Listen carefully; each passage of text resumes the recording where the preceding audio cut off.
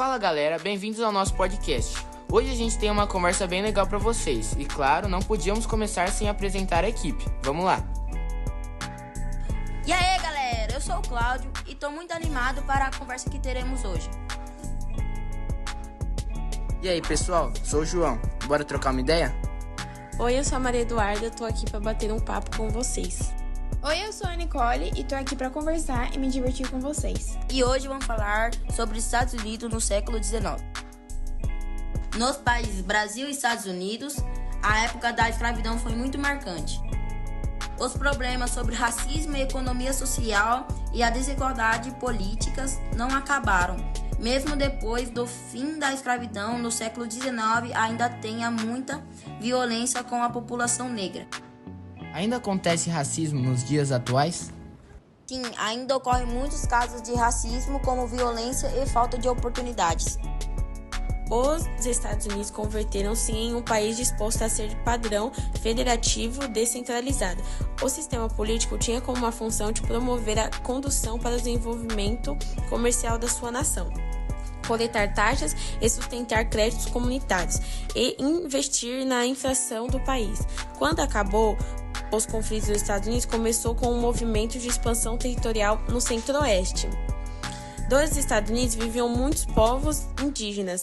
Esse território era disputado pela França, Império Espanhol.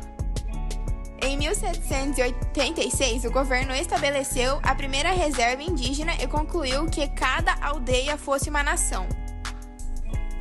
Thomas Jefferson, presidente dos Estados Unidos, foi o responsável pelo início do projeto expansionista como uma tarefa do Estado. A escravidão cresceu nos Estados Unidos a partir de 1820. Os donos de terra do Sul defendiam a escravidão, enquanto as pessoas do Norte achavam que ia acabar vendo em problemas éticos e econômicos. A população de escravizados aumentou muito, de quase 700 mil em 1770 para quase 4 milhões em 1860. Onde eles conseguiam os escravizados para as indústrias têxteis do norte Estados Unidos. Eles conseguiam os escravizados para as indústrias têxteis por meio de tráfico interno. O movimento abolicionista nos Estados Unidos começou com um grupo religioso e se expandiu entre pessoas contrárias à escravidão. Já o compromisso em 1820 foi um acordo para equilibrar a quantidade dos estados escravistas, evitando conflito no Congresso, mas acabou intensificando as tensões entre o norte e o sul do país. O que ocorreu na Europa em 1815? Aconteceu a restauração da monarquia no início do Congresso de Viena. Nos Estados Unidos, os debates sobre escravidão cresceram a partir de 1820. No sul, os donos de escravizados viam a prática como essência, enquanto no norte havia pressão para acabar com ela. Apesar de proibições, a escravidão aumentou essencialmente com o tráfico interno. De 1770 a 1860, o número de escravizados cresceu 460%. Isso causava divisões políticas e econômicas, já que teve dificuldade com o crescimento do país. Quais foram as consequências do compromisso do Montsouris para a relação entre os estados do norte e do sul dos Estados Unidos? O compromisso do Montsouris ajudou a manter o equilíbrio temporário entre norte e sul. Qual foi o papel dos Quakers na luta contra a escravidão nos Estados Unidos e na Grã-Bretanha? Os Quakers foram fundamentais na luta contra a escravidão. Na Grã-Bretanha, se puseram abertamente e nos Estados Unidos fundaram a Sociedade Anti-Escravista da Pensilvânia, promovendo o consumo de produtos sem trabalho escravo. No século XIX, mulheres negras como Sojourner Truth e Marianne Seth Curry lutaram contra a escravidão e o machismo, defendendo os direitos das mulheres e dos afro-africanos. Nos Estados Unidos, em 1848, ocorreu a Convenção de Santa Falls, onde mulheres se reuniram para exigir igualdade e elaborarem a Declaração dos Sentimentos inspirada na Declaração. Durante o século XIX e também no início do século XX, os Estados Unidos apoiaram a imigração para expandir o país.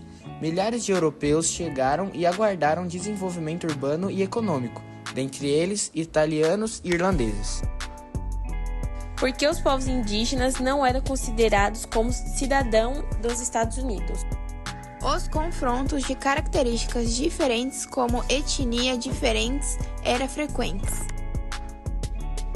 Nos anos 1840, os Estados Unidos começaram a invadir territórios do México, começando pelo Texas. Os texanos pediram a anexação do território aos Estados Unidos e a ideia do Destino Manifesto, defendida por John Sullivan, justificou essa expansão. A guerra contra o México começou em 1846 e os Estados Unidos tomaram rapidamente a Califórnia e o Texas. Em 1848, o México cedeu grande parte do seu território, incluindo Califórnia e Texas, com o Tratado de Guadalupe Hidalgo. Durante o século XIX e também no início do século XX, os Estados Unidos apoiaram a imigração para expandir o país. Milhares de europeus chegaram e ajudaram o desenvolvimento urbano e econômico. Dentre eles, italianos e irlandeses. Chineses e japoneses também participaram, porém, enfrentaram discriminações e leis restritas. Vários auxílios foram criados para socorrer na integração dos imigrantes. A Guerra Civil ocorreu entre 1861 a 1865, e a principal causa do conflito foi a disputa entre o Norte, que era contra a escravidão, e o Sul, que defendia seu uso em plantações. Os estados do Sul afirmavam independentes, o que a levou ao começo da guerra. Após 4 anos de combates, e contando da morte de 620 mil soldados, a União Norte levou a sua vitória. Em 1848, o México cedeu grande parte do seu território, incluindo Califórnia e Texas, com o Tratado de Guadalupe Hidalgo. Durante o século XIX e também no início do século XX, os Estados Unidos apoiaram a imigração para expandir o país. Milhares de europeus chegaram e ajudaram o desenvolvimento urbano e econômico. Dentre eles, italianos e irlandeses. Chineses e japoneses também participaram, porém, enfrentaram discriminações e leis restritas. Vários auxílios foram criados para socorrer na integração dos imigrantes. A Guerra Civil ocorreu entre 1861 a 1865, e a principal causa do conflito foi a disputa entre o Norte, que era contra a escravidão, e o Sul, que defendia seu uso em plantações. Os estados do Sul afirmavam independentes, o que a levou ao começo da guerra. Após 4 anos de combates, e contando da morte de 620 mil soldados, a União Norte levou a sua vitória. Qual foi o impacto da imigração da Guerra Civil na sociedade e na economia dos Estados Unidos nos séculos XIX e XX? A imigração em massa contribui para o crescimento econômico dos Estados Unidos, com milhares de europeus e asiáticos ajudando a desenvolver cidades e formar bairros étnicos, que enriquecem a diversidade cultural. Ao mesmo tempo, a Guerra Civil, entre 1861 a 1865, transformou a estrutura política e social do país, abolindo a escravidão e fortalecendo o governo central. Esses eventos moldaram os Estados Unidos como uma nação de oportunidades para imigrantes, ao mesmo tempo em que estabelecem as bases para uma sociedade mais igualitária, livre da escravidão. Quais foram as principais consequências da Guerra Civil Americana? As principais causas da Guerra Civil Americana foram as tensões entre o Norte e o Sul dos Estados Unidos, em relação à escravidão, com o Norte sendo contra e o Sul a favor. Devido à sua economia agrícola, dependente do trabalho escravo, quando os estados do Sul declararam independência, formaram a Confederação, iniciando o conflito em 1861 e a guerra terminou com a vitória do Norte em 1865, resultando na abolição da escravidão, no fortalecimento do governo central e em mudanças significativas na estrutura social e política do país. Logo depois da Guerra Civil Americana, os Estados Unidos entraram em um período conhecido como Reconstrução, que tem como objetivo de unir os países e integrar a população. Para ocorrer isso, foram implementadas constituições que garantiam os direitos civis aos escravizados e criadas políticas de apoio federal. Quais foram os desafios principais enfrentados durante a reconstrução dos Estados Unidos após a Guerra Civil?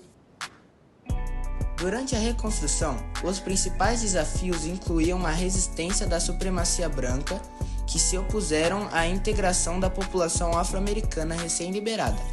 Essa resistência resultou na formação de grupos violentos, como o Ku Klux Klan, que se intimidavam e atacavam afro-americanos e seus apoiadores. Além disso, foram criadas leis de segregação racial, que marginalizavam a população negra, dificultando sua plena integração e perpetuando a desigualdade que persistia por décadas.